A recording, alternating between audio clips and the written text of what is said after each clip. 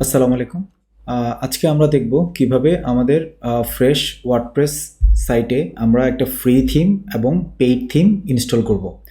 তো আপনারা যখন একটা ওয়ার্ডপ্রেস সাইট ইনস্টল করবেন এবং WP অ্যাডমিন লিঙ্ক ব্যবহার করে আপনার লগইন ইউজ করে ওয়েবসাইটে লগইন করবেন, আপনি এই ধরনের একটা ড্যাশবোর্ড দেখতে পাবেন। ওয়েবসাইটটা একদম ফ্রেশ। আপনি যদি পোস্টে যান দেখবেন যে একটা পোস্ট আছে, পেজে জাস্ট 2টা পেজ। সো থিমে হচ্ছে যে ওয়ার্ডপ্রেসের ডিফল্ট যে থিমগুলো আছে এখানে। তো একটা থিম ইনস্টল করার জন্য আমরা যাব হচ্ছে অ্যাপিয়ারেন্স থেকে থিমস। তো আমরা দুইভাবে করতে পারি। যেমন এখান থেকে নিউতে ক্লিক করে অ্যাড নিউতে ক্লিক করলে আমরা হচ্ছে যে দুটো অপশন পাবো। একটা হচ্ছে যে আপলোড থিম, আর একটা হচ্ছে যে এখানে বেশ কিছু থিমের নাম আমাদের দেওয়া আছে। আমরা দেখতে পাচ্ছি যে বেশ কিছু থিম এখানে আছে। এর মধ্যে কিছু আমাদের অলরেডি ইনস্টল করা আছে এবং কিছু আমাদের ইনস্টল করার জন্য বলতেছে। তো এগুলো হচ্ছে ওয়ার্ডপ্রেসের রেপোজিটরির সবগুলো ফ্রি থিম। ওয়ার্ডপ্রেসের রেপোজিটরির যত থিম আছে সবগুলো এখানে দেখা যাচ্ছে। আমরা এগুলো ফ্রিলি ইনস্টল করতে পারবো। আর আমরা যদি প্রিমিয়াম থিম ইনস্টল করতে চাই তাহলে হচ্ছে আমাদের জিপ ফাইলটা এখানে আপলোড করতে হবে। তো প্রথম আমরা ফ্রি থিম ইনস্টল করা দেখি, তারপর হচ্ছে আমরা প্রিমিয়াম থিম বা third party free theme GitHub থেকে বা অন্য কোনো ওয়েবসাইট থেকে যদি আমরা থিমটা ডাউনলোড করে থাকি তাহলে ওইটা কীভাবে আমরা ইনস্টল করব এটা আমরা দেখব। আচ্ছা, শুরুতে আমরা হচ্ছে যে অ্যাস্ট্রা থিমটা ইনস্টল করব। অ্যাস্ট্রা হচ্ছে পপুলার থিমগুলোর মধ্যে একটা। সো আপনি যে পপুলারের যে লিস্টটা আছে ওয়ার্ডপ্রেসের, এখানে আপনি অ্যাস্ট্রাটা দেখতে পারবেন। আর যদি আপনি ওয়ার্ডপ্রেসে অন্য যে কোনো একটা থিম আপনি সার্চ দিয়ে বের করেন এবং আপনি থিমের নামটা জানেন, আপনি এখানে সার্চ দিতে পারবেন। সাপোজ আমি যদি এখানে অ্যাস্ট্রা লিখি,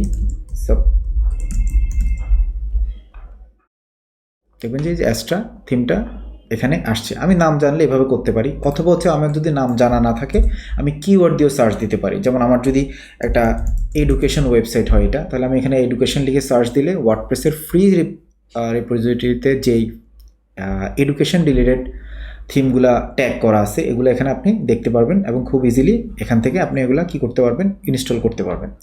তো আচ্ছা, আমরা আবার চাইলে আমরা ফিল্টারও করতে পারি। যেমন এখান থেকে আমরা ব্লগ সিলেক্ট করলে শুধু blog related, e commerce select করলে ই কমার্স রিলেটেড।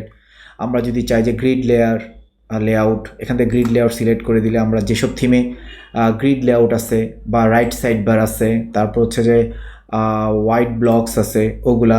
তারপর হচ্ছে আমি যদি এডুকেশনের জন্য চাই, আমি এখানে এডুকেশন সিলেক্ট করব। ফুটার উইজার্ড যাদের আছে, ফিচার্ড ইমেজ দেওয়া আছে, তারপর হচ্ছে স্টিকি পোস্ট আছে, কাস্টম ব্যাকগ্রাউন্ড আছে, কাস্টম কালার আছে। আমি এই অপশনগুলো চাচ্ছি আমার থিমে। আমি জাস্ট এগুলো টিক চিহ্ন দিয়ে এখানে অ্যাপ্লাই দিলে হচ্ছে যে ওই থিমগুলা, যেসব থিমে এই আমি আমার যতগুলা চেকবক্স আমি চেক করছি এই অপশনগুলো আছে, যেমন এখানে ফিল্টারিংগুলো আপনি দেখতে পারবেন।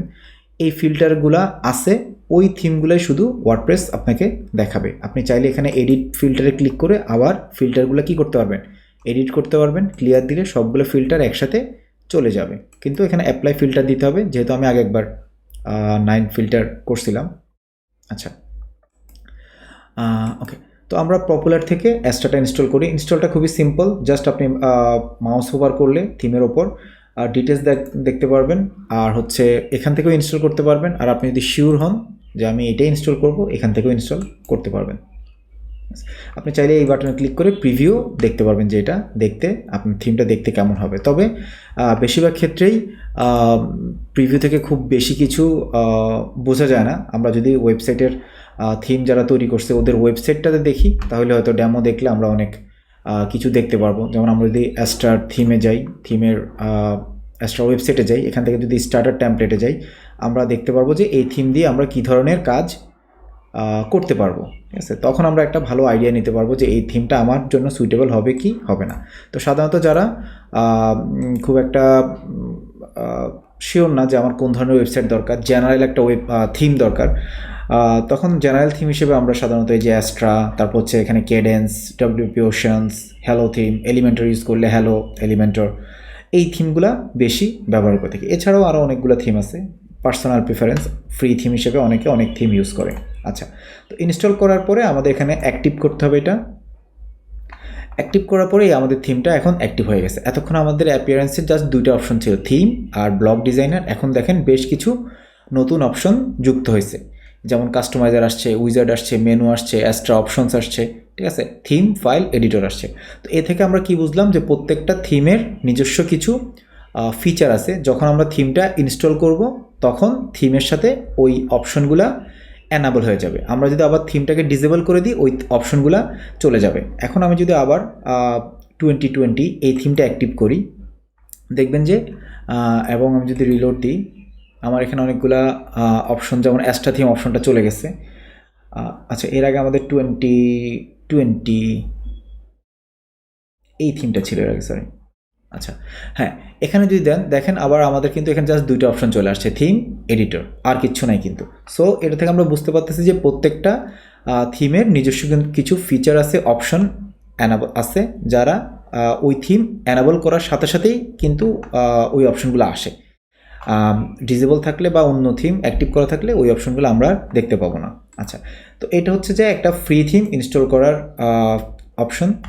আর যদি আমরা পেইড থিম ইনস্টল করতে চাই, পেইড থিম বলতে আমরা যদি থিম ফার্স্ট দেখি, এটা হচ্ছে থার্ড পার্টি পেইড থিমের সবচেয়ে জনপ্রিয় মার্কেট প্লেস। এখানে সাধারণত প্রিমিয়াম ক্লায়েন্টরা প্রিমিয়াম থিম ইনস্টল করতে চাইলে বেশিরভাগই থিম ফরেস্টের থিম ইনস্টল করে। আমরা যদি এখন একটা প্রিমিয়াম থিম ফার্স্ট থেকে ডাউনলোড করি, অনেকগুলো অপশন আছে, যে অল ফাইল অ্যান্ড ডকুমেন্টেশন।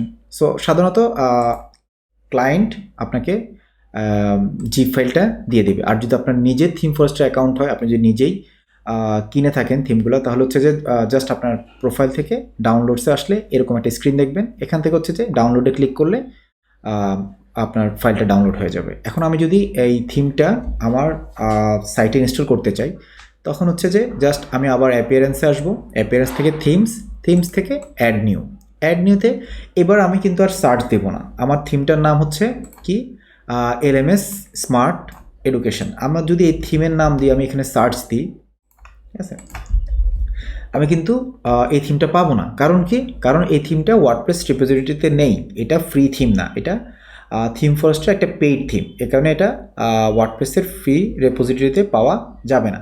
তো এই ক্ষেত্রে আমাকে কি করতে হবে? আমাকে হচ্ছে আপলোড করতে হবে থিমটা। আপলোডে ক্লিক করলে আমাকে ফাইল চুজ করার অপশন দেবে। ফাইলটা অবশ্যই জিপ ফরম্যাটে হতে হবে।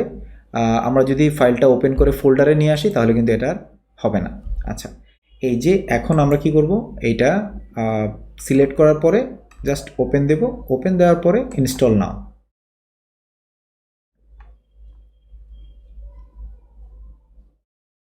আচ্ছা, ইনস্টল অ্যান্ড অ্যাক্টিভ।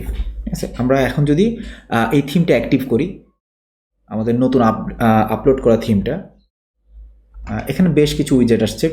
প্রিমিয়াম থিমগুলা সাধারণত বেশ কিছু অপশন এনাবল করার জন্য একটা উইজার্ডের মতো রান করে, কিছু থিম করে কিছু থিম করে না।